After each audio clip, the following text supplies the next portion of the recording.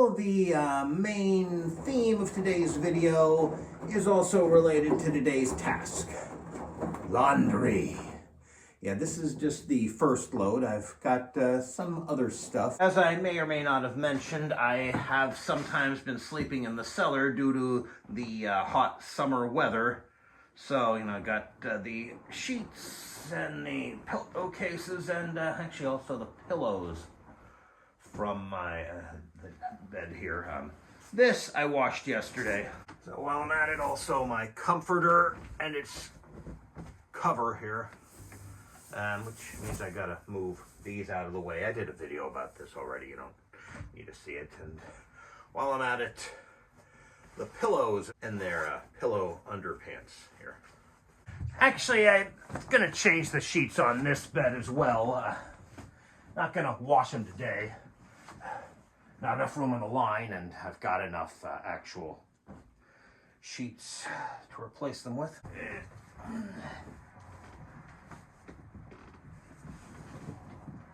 Well, the pillows are being washed right now. And this might be a bit foolhardy because it's possible that the riding mower will be out of the shop today, which means I kind of have to mow the lawn.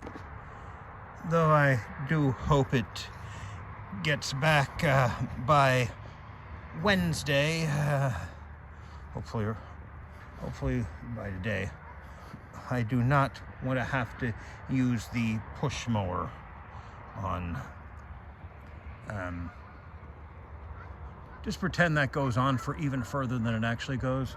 Now, I don't have a dryer, so I kind of have to hang my clothing outside to dry. Fortunately, I don't have an HOA. Fell in the basket, at least as far as you know. I do have a wash line in my cellar here, but it's relatively small. Plus, you know, no wind. Yeah, so the sooner the laundry is dry, the better. And actually, this is going through a additional rinse cycle. I usually do that partially because I'm afraid that I put too much soap in. In fact, is that? Yeah, that might actually be soap foam and not just water foam, so good that I did that, huh? Also, I do have certain sensitivities, so the more rinsing I do, the better. Autism adjacent again. Okay, there's one more load going.